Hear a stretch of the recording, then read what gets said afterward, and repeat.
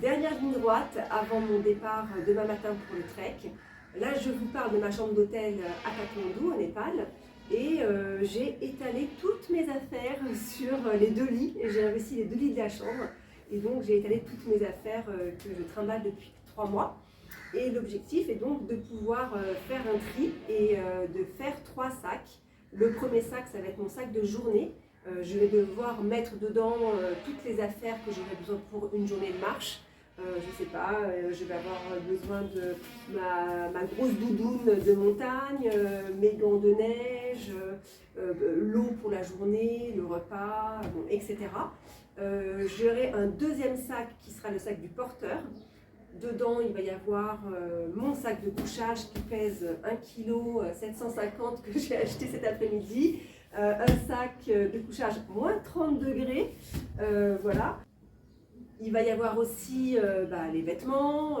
Je ne prends pas non plus énormément de vêtements, mais il va y avoir 4 t-shirts, 2 pantalons de trekking, une polaire, de quoi se protéger de la pluie, chaussettes, bon, etc., etc. Un bonnet pour le froid. Le troisième sac, ça sera le sac qui va rester ici à l'hôtel avec toutes les affaires que je n'utiliserai pas pendant ce trek-là.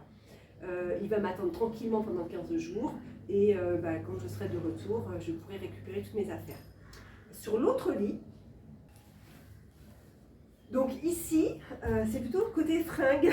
Donc là, il y a des tas et des tas, même si j'ai pas beaucoup de fringues. Donc, là, j'ai fait 2 tas. J'ai fait ici le tas des vêtements que j'emmène. Et là, tout ce que je n'emmène pas. Par exemple, je sais pas, un maillot de bain, je n'en aurai aucune utilité tout en haut de la montagne. Je sais pas, j'ai aussi genre un petit short, non, aucune utilité. Mon masque de plongée, je pense que j'en aurai pas besoin, donc je peux le laisser à l'hôtel. Qu'est-ce que j'ai là-dedans? Petite crème pour le corps, je vais m'en passer. Les produits moustiques, idem. Par contre, PQ, ça c'est important, il faut que je l'emmène. J'ai besoin aussi de petites lingettes parce que le guide nous a dit que quand une fois qu'on aura passé les 4000 mètres d'altitude, il fait vraiment très très froid et en plus on n'a plus du tout d'eau chaude pour se laver. Donc clairement on va se laver à la lingette. Donc lingette hyper efficace. La crème solaire, forcément la petite trousse à pharmacie avec le minimum. J'ai pas pris tous les médocs mais au moins Doliprane pour les maux de tête, des médicaments pour le mal des montagnes, pansements pour les ampoules, désinfectants, voilà, puis 2-3 autres choses dans la trousse à pharmacie. Voilà, ce petit polaire là que j'ai acheté à Decathlon, c'est de la merde. En tout cas, ce que j'ai acheté, c'est pas terrible. J'ai toujours froid avec. Donc du coup, je suis allée acheter une vraie polaire chaude. Et le vendeur m'a expliqué comment reconnaître les bonnes polaires des mauvaises polaires. Donc c'est tout simple, donc je vous passe le tuyau.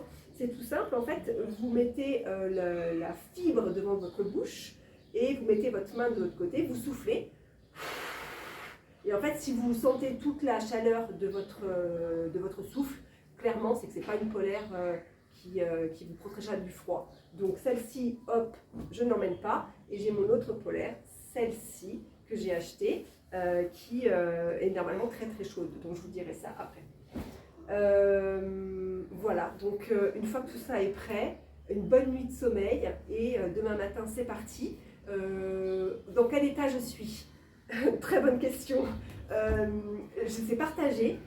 J'ai des petites appréhensions par rapport, non pas à la difficulté, parce que je m'y suis préparée. Et bien sûr, ça va être difficile. Je sais qu'il va y avoir des moments très difficiles. Mais j'ai une petite appréhension par rapport à mon corps, à mes douleurs que je traîne depuis des années. Mon genou, est-ce qu'il va le tenir? Est-ce qu'il ne va pas gonfler? Et est-ce que je n'aurai pas tellement mal que je ne pourrai plus avancer? Et mon dos, qui là me fait vraiment mal depuis, on va dire, 2 semaines. Et je n'arrive pas à me défaire de cette douleur alors que je ne fais rien. Je fais juste que marcher la journée. Donc j'ai une petite appréhension par rapport à ça. Je voudrais juste que ça ne m'empêche pas de continuer si les douleurs sont vraiment très très fortes. Après, je sais que la douleur, c'est aussi une gestion du mental. Donc je vais pouvoir expérimenter tout ça. Le froid, je serai dans ma zone d'inconfort complet. J'ai horreur du froid. Dès qu'il y a de la neige, j'ai tout mon corps qui se refroidit. Donc là, je pars sur un gros challenge pour moi. J'ai jamais finalement trekké pendant. Le plus que j'ai fait, c'est 4 jours de marche. Donc c'est pour tout vous dire. Donc là, 12 jours de marche sur un niveau sur un niveau élevé, on peut le dire. Je ne l'ai jamais fait. Nager dans le froid et en haute monte, nager, n'importe quoi. Marcher dans le froid et en montagne, finalement, je ne l'ai jamais fait non plus. Donc, en même temps, j'ai en moi une espèce de confiance. J'ai la hâte de vouloir aller jusqu'au bout. Je veux relever ce challenge. Je sais qu'il va y avoir des moments difficiles. Et je reste positive. Et jusqu'au bout, je vais me mettre en position gagnante parce que ce petit tics, comme on dit, le cerveau ne fait pas la différence entre la réalité et la projection. Donc quand vous êtes face à une difficulté, et ben, le fait de pouvoir visualiser votre réussite et de visualiser une version gagnante de vous, et ben, ça pourra aider votre cerveau dans les moments difficiles. Donc, avant de démarrer, pensez très fort à moi. Je ne sais pas si je pourrais. Je pars avec le minimum, donc j'aurai mon téléphone portable. On n'aura pas forcément d'électricité, on n'aura pas forcément de réseau. Donc je ne sais pas ce que je pourrais vous délivrer pendant ces 12 jours. Si je peux, je vous enverrai un petit message, un petit post sur les réseaux. Si je ne peux pas, je le ferai après à mon retour. En tout cas, foi, force et courage, il y en a un qui va se reconnaître. Et moi, je vous dis à dans 12 jours au pire et au mieux si j'ai du réseau. Et en tout cas, à très vite. Ciao!